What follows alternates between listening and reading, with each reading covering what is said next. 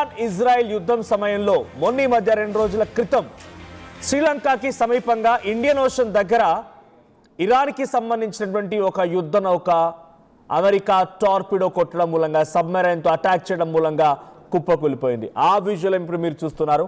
IRIS డీనా. So మొన్న melon multilateral naval exercise జరిగింది. అంటే మిడిల్ ఈస్టర్న్ కంట్రీస్ సంబంధించినటువంటి యుద్ధ నౌకలు అక్కడికి చేరుకొని మనమంతా ఒకే రకంగా ఉన్నాం, యుద్ధాలు ఏం లేవు అనేటువంటి సంకేతాన్ని ఇవ్వడం కోసం ఇండియన్ ఓషన్ దగ్గర ఈ యుద్ధ విన్యాసాలు చేస్తూ అన్ని దేశాల యుద్ధ నౌకలు అక్కడికి చేరుకున్నాయి. దాంట్లో కేవలం ఇండియా, ఇరాన్ ఈ మాత్రమే కాదు, చాలా దేశాల నుంచి మిడిల్ ఈస్టర్న్ కంట్రీస్ నుంచి అక్కడికి చేరుకున్నాయి. అయితే ఇప్పుడు దీంట్లో ఒక బిగ్ ట్విస్ట్ ఏంటంటే 3 యుద్ధ నౌకలు చేరుకున్న ఇరాన్కి సంబంధించినవి. ఒక్కసారి before I continue the news, ఒక్కసారి నిన్న ఆ పేలుడుకు సంబంధించి ఆ విజువల్ చూద్దాం. అమెరికా అక్కడ ఉన్నటువంటి ఒక ఇరాన్ యుద్ధ నౌకని ఎలా పేల్చేసింది ఆ విజువల్ చూద్దాం.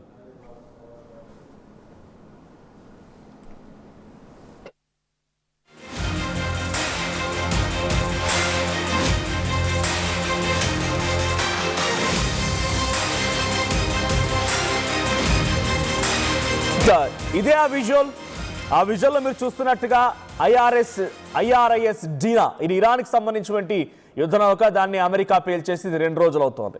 ఇక్కడ బిగ్ ట్విస్ట్ ఏంటంటే కేవలం ఈ IRIS డీనా ఒకటే కాదు, IRIS 11 అండ్ IRIS మరొక యుద్ధ నౌక అది బుషీర్, ఈ 2 కూడా ఇండియన్ ఓషన్కి వచ్చాయి. మొత్తం 3 వచ్చాయి ఇరాన్కి సంబంధించి.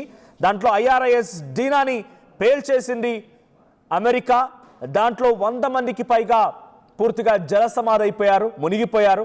అయితే IRIS 11 అండ్ బుషీర్ ఈ 2 కూడా ఆ ఇండియన్ ఓషన్లో ఇంకా తిరుగుతూనే ఉన్నాయి. అయితే దీంట్లో మొదటిగా ఫిబ్రవరి 27వ తేదీన ముందుగా పసిగట్టిన ఇరాన్ తమపై అటాక్ జరగబోతోంది, అమెరికా ఇజ్రాయెల్ అటాక్ చేయబోతున్నాయని చెప్పి ఆ రకమైన సమాచారం అందగానే ఈ IRIS 11ని వెంటనే వాళ్ళు ఇండియాకి రిక్వెస్ట్ పెట్టారు. ఏమని? మేము మీ దగ్గర తలదాచుకుంటాం. అలీ ఖమేనీని హతమార్చిన రోజే ఫిబ్రవరి 28 రోజునే ఇండియాకి ఒక రిక్వెస్ట్ పెట్టారట. మేము మీ దగ్గర తలదాచుకుంటా, మాకు ఆశ్రయం కల్పించండి.